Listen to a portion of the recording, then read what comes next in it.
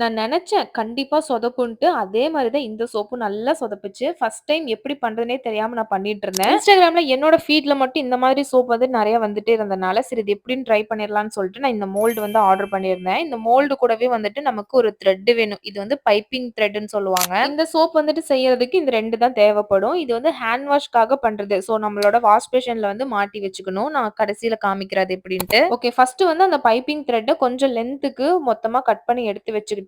அந்த ஹோல்ஸுக்குள்ள நம்ம இன்சர்ட் பண்ற மாரி ஒரு எட்ஜ்ல மட்டும் ஒரு நாட் போட்டுட்டேன். மொத்தம் ஒரு 37, 38 ஹோல்ஸ் வந்து இந்த மாதிரி இருந்துச்சு. அது எல்லாத்துக்கும் ஒண்ணொன்னா வந்து இந்த த்ரெட் இந்த மாரி இன்சர்ட் பண்ணிட்டேன். இந்த சோப் பண்றதுல ரொம்ப கஷ்டமான பார்ட் இதுதான். அந்த த்ரெட்ட கட் பண்ணிட்டு நாட் போட்டுட்டு அந்த ஹோல்ஸ்ல இன்சர்ட் பண்றது. இது வந்து மெல்ட் அண்ட் போர் பேஸ்ல பண்றதுன்றதுனால நான் 250 கிராம்ஸ்க்கு கிளிசரின் பேஸ் எடுத்திருந்தேன். ஆனா அதுவே பத்தல. அது கூட வந்துட்டு blue colour mica and blue colour liquid colour add பண்ணிட்டேன். எசென்ஷியல் ஆயில் எதுவும் ஆட் பண்ணல. ஃப்ரேக்ரன்ஸ் ஆயில் மட்டும் தான் ஆட் பண்ணியிருந்தேன். பிகாஸ் இது ஹேண்ட் வாஷ்க்கு தானே யூஸ் பண்றோம் அப்படின்னு சொல்லிட்டு அது எதுவும் ஆட் பண்ணல. ஸோ எல்லாத்தையும் நல்லா மிக்ஸ் பண்ணிட்டு மோல்டுல ஆட் பண்ணிட்டேன். ஸோ மோல்டோட இன்னொரு பார்ட்ட வந்து அதுக்கு மேல நல்லா க்ளோஸ் பண்ணிட்டு நல்லா டைட்டா வந்து பிரஸ் பண்ணேன். பிரஸ் பண்ணும்போது அந்த பேஸஸ் எல்லாம் அந்த இன்னொரு பார்ட் சர்க்கிள்குள்ள வந்துருச்சு.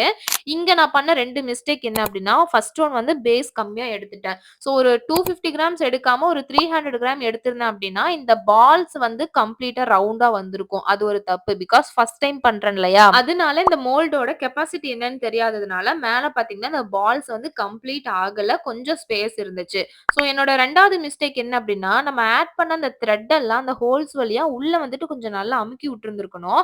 அப்ப அது கீழ போய் நல்லா செட்டில் ஆயிருக்கும். பாதி த்ரெட் எல்லாம் பார்த்தீங்கன்னா, சோப்போட மேல் போர்ஷன்ல இருந்ததுனால, நம்ம அத வந்து வெளிய எடுக்கும்போது த்ரெட் வந்துட்டு பிஞ்சுட்டு வந்துட்டு, அந்த மோல்டுல அந்த சோப் வந்து அப்படியே உள்ள செட்டில் ஆயிடுச்சு. அண்ட் இந்த மோல்டு வந்து பிளாஸ்டிக் மோல்டு. சிலிக்கான் மோல்டு இல்ல. சிலிக்கானா இருந்துச்சுன்னா வெளிய வரதுக்கு ஈஸியா இருக்கும். ஸோ பிளாஸ்டிக் அப்படின்னும்போது பின்னாடி இருந்து கொஞ்சம் புஷ் பண்ணி முன்னாடி புல் பண்ணி எடுத்தா தான் அந்த பேஸஸ்லாம் வெளிய வந்துச்சு. கொஞ்சம் கஷ்டமா தான் இருக்கும். மோல்டுல இருந்து அந்த சோப்ஸ் எல்லாத்தையுமே வெளிய எடுத்துட்டு, இந்த திராட்சை கொத்து இருக்கும்ல, ஸோ அந்த மாதிரி ஒரு ஷேப்புக்கு இந்த சோப்ஸ் எல்லாத்தையுமே அரேஞ்ச் பண்ணிட்டு, இந்த பைப்பிங் த்ரெட்ட வச்சு மேல இருக்க த்ரெட் எல்லாம் ரோல் பண்ணி கீழ வந்து நாட் போட்டுட்டு இந்த மாரி ஒரு ஷேப்க்கு கொண்டு வந்துட்டேன். அண்ட் ஃபைனலி சோப்போட அவுட்புட் வந்து இப்படிதான் இருந்துச்சு. நான் பார்த்த எல்லா வீடியோலயும் வந்துட்டு அந்த சோப்ப வந்து இப்படிதான் வந்து யூஸ் பண்ணிட்டு இருந்தாங்க. இது எந்த அளவுக்கு வொர்க் அவுட் ஆகும்னு எனக்கு தெரியல. ஈரம் பட பட அந்த பால்ஸ் எல்லாம் கீழ விழுகுறதுக்கு வாய்ப்பு இருக்கு.